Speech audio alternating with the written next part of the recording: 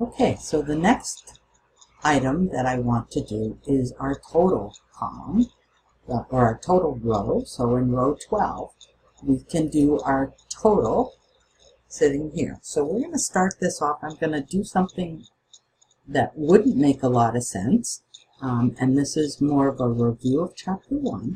So I'm going to say equals. Now notice that I point to the cell where the formula is going to start. I want to take this value plus that value plus that value and so on.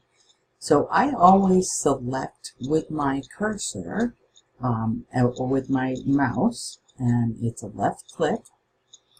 And once you put the equal sign, you will automatically get your cell reference. And so we can do plus sign, and so on, plus, and so on. Now that takes a lot of time, right? So I can continue to do that. Notice as I'm making my formula, you'll see that the colors show up to help map what you're talking about. So we have C3, the blue is the blue cell, the red is the red cell, and so on. So when you're performing work in Excel, you've got a lot of visual clues that tell you what's going on. So I could do it this way, and there's, I cannot argue that this is incorrect, because it absolutely is not incorrect. It's just a poor way of doing this. And notice it's very easy to forget one, and so on. So we get our total, and I do that by hitting the enter sign after I've selected all of my cells. Let's take a look at what that cell looks like. So I double clicked in there with my left mouse, and what that does is it puts you in an edit mode, and you can change any of these underlying cell references or add or do other things to this formula. You see it up here in the formula bar. But what I'm going to do is I'm just going to actually hit delete, or I can, you can move your cursor to different spots in this formula. You can backspace, you can delete stuff, so you can change what's going on. Okay.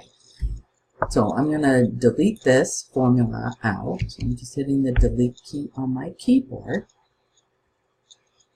But we learned last week there was a better way, an easier way to do that. So I'm in this cell, I'm in cell C12, and I can go up to my ribbon and do the auto sum. So I'm going to select the auto sum. Now, something again, I don't know if you might have picked this up in the text, but the auto sum feature will look around when you're sitting in cell C12.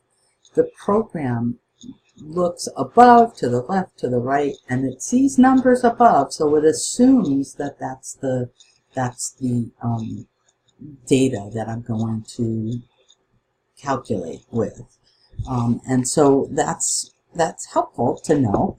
Because let's say, and this isn't going to make any sense, but let's say I just wanted to use those values.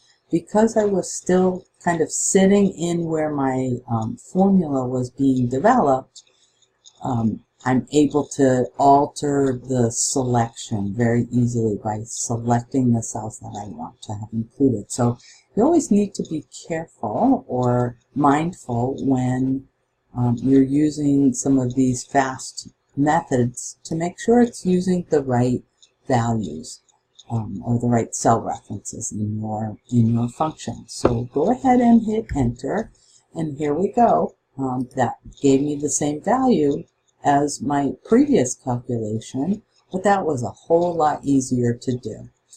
So we're going to again copy this over to the following two columns. Okay. And I can double click into that cell, and it will show me what the actual formula is. Now the textbook gives you some information on different ways to see that cell, the underlying cell formula. So there's a couple different ways I'll show you very quickly. You can go to formula, and you can show formulas right here on the ribbon. And what that does is it opens up the spreadsheet or opens up the columns to show you if there's numbers or if there are formulas. Remember, any formula starts with an equal sign. So you can visually see the formulas very quickly. And it's just a toggle, so we're going to untoggle.